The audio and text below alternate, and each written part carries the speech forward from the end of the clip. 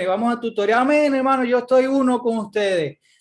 Hermano, él estaba de un buen ánimo. Ánimo es una palabra que hace referencia a el tema es a su alma, es decir, su disposición en su corazón, en su alma, en su voluntad.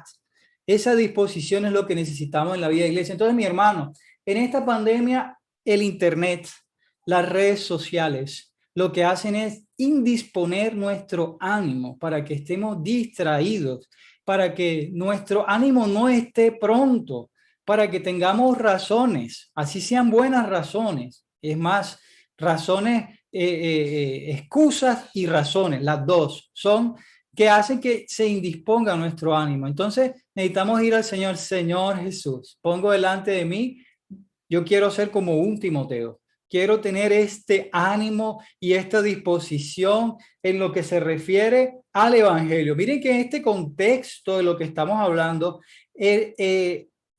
aquí dice, espero en el Señor, el versículo 19, enviaros pronto a Timoteo para que yo también sea alentado al saber de nosotros, pues a ninguno tengo del mismo ánimo. Timoteo es un apóstol en este sentido porque fue enviado por Pablo y él lo podía referenciar. ¿Será que yo puedo referenciar a cualquier hermano fácilmente o tengo que pensarlo dos veces? En este caso, Pablo no lo pensó dos veces porque ya es un hermano de buen testimonio y es un hermano de un buen ánimo. Entonces, amén, ¿quedó claro? Esto debe ser importante en la vida de la iglesia, nuestro ánimo y nuestra disposición. ¿Por qué no tenemos ánimo y disposición? Porque hemos dejado la palabra. Hemos cambiado la palabra por el celular. El celular es importante, hermano. No lo digo, yo uso el celular. Pero debemos aprender incluso a tener un tiempo fuera con el celular. Debemos atender tiempo. Esa serie de esos programas de televisión que nos roban la unción, nos roban la paz, debemos dejarlos.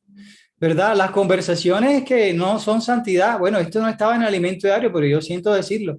Todo esto que hermanos, que nos roban el buen ánimo, la disposición. También el estudio puede ser que digamos es que estoy estudiando. Bueno, hermano, estoy estudiando, pero saco tiempo, ¿sí? Yo termino mi compromiso y cuente conmigo, porque sabemos que tenemos compromiso. Bueno, hermano, amén. Hechos capítulo 16, vamos a ver otro aspecto. Hechos capítulo 16, versículo 1 al 3. Perdón, no, ese ya lo leímos. Hechos 16, 1 al 3. Vamos a leer 1 Corintios 4, 17. Es 1 Corintios 4, 17 y aquí voy a dar otro tema que es muy importante, otro punto. 1 Corintios 4, versículo 17. Hermana Irma, por favor, 1 Corintios 4, versículo 17.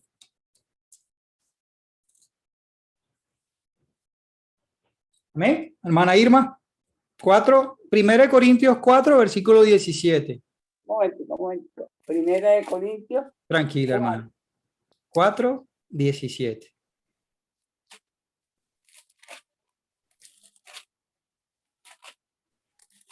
Gracias, Señor Jesús. 4. Eso.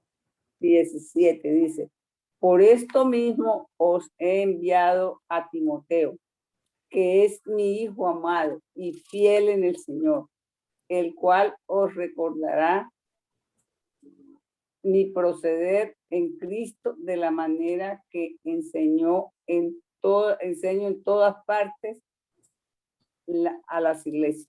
Amén. Gracias, mi hermana. Amén. Aleluya. Hermano, entonces, yo decía que Timoteo es un enviado, pero también acá el apóstol Pablo menciona que él es mi hijo amado. Ustedes saben que Pablo no se casó. Pablo no tuvo hijos porque no se casó, pero él cultivó una relación con Timoteo de tal manera que Timoteo llegó a ser su hijo amado y fiel en el Señor.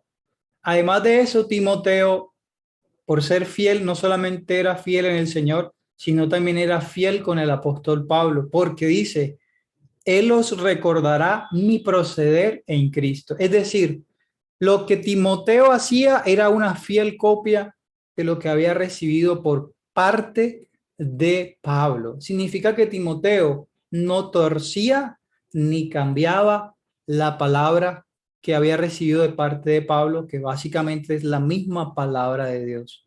Y ellos tenían una relación donde Timoteo podía ser su hijo amado. También significa que Pablo era para Timoteo un padre, un tutor, una persona que le enseñaba. Mire que aquí se entiende perfectamente que le había enseñado acerca de, dice, mi proceder en Cristo. Mi proceder en Cristo, ¿qué significa? Significa que habían tenido una relación de tal manera que él le enseñaba su proceder. Proceder significa lo que hacía en el día a día. Es decir, habían tenido una relación en la cual se podía compartir acerca del proceder en las cosas cotidianas, ¿cierto? Como levantarse, cuándo hablar, cuándo dejar de hablar. De esta manera, es una tutoría lo que estaba haciendo Pablo con su hijo amado Timoteo. Entonces acá hay una invitación.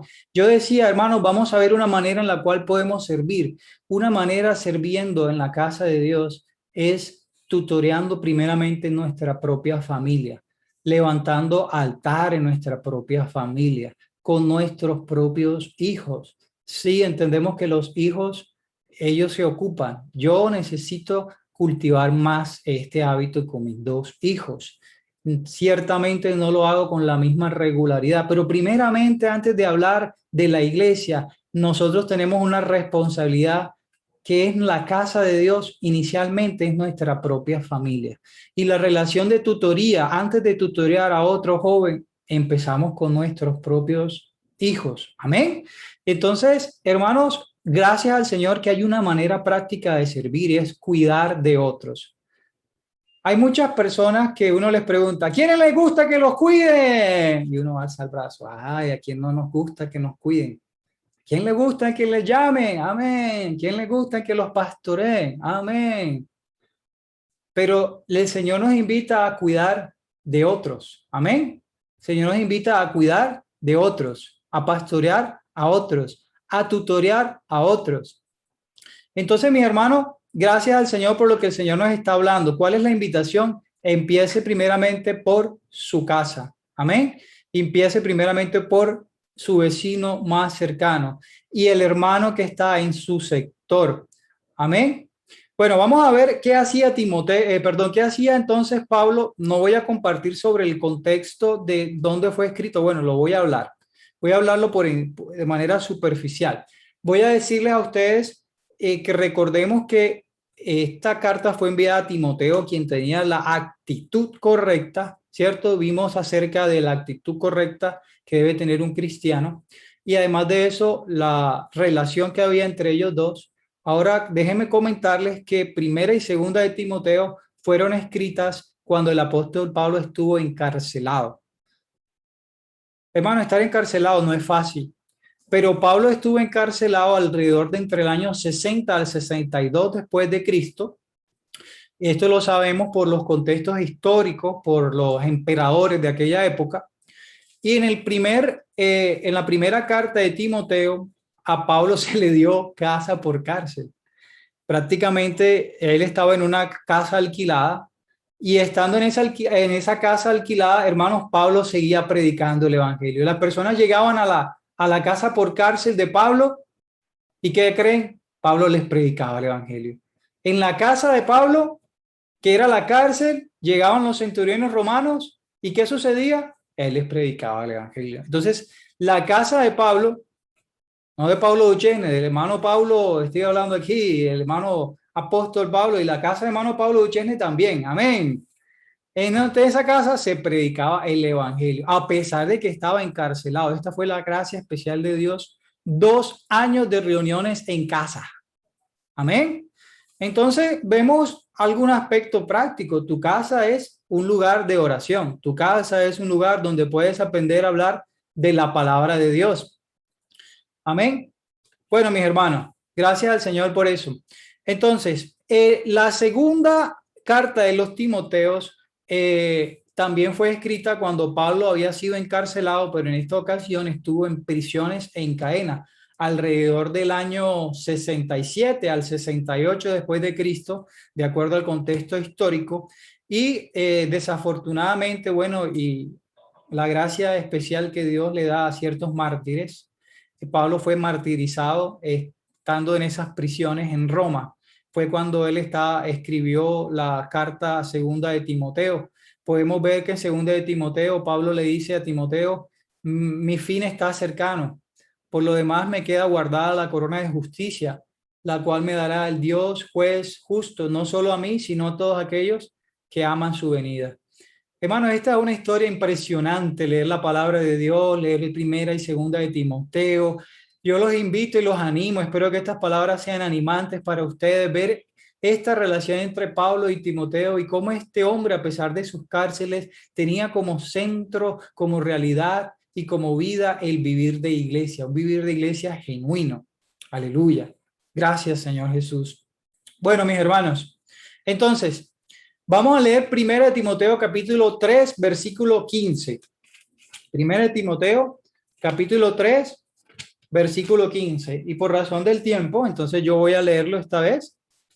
1 Timoteo capítulo 3, versículo 15 dice, pero si tardo, esto se lo decía a Timoteo, te escribo para que sepas cómo debes conducirte en la casa de Dios, que es la iglesia del Dios viviente, columna y fundamento de la verdad.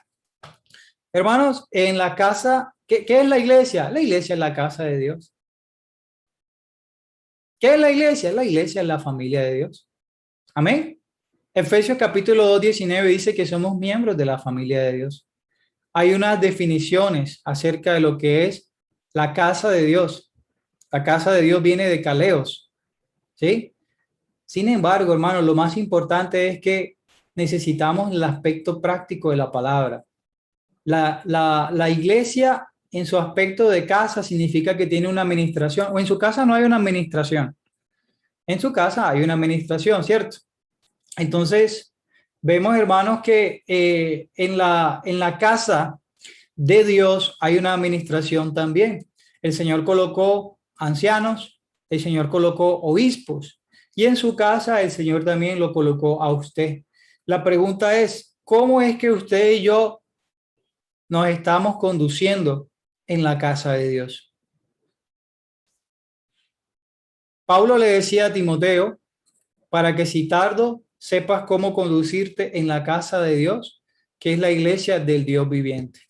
En la iglesia tenemos ancianos en cuanto a posición y en cuanto a función, pero también tenemos obispos. En cuanto a la función, todos somos obispos. Todos debemos cuidarnos los unos a los otros y tenemos la función en esta casa de administrar las riquezas que Dios nos dio.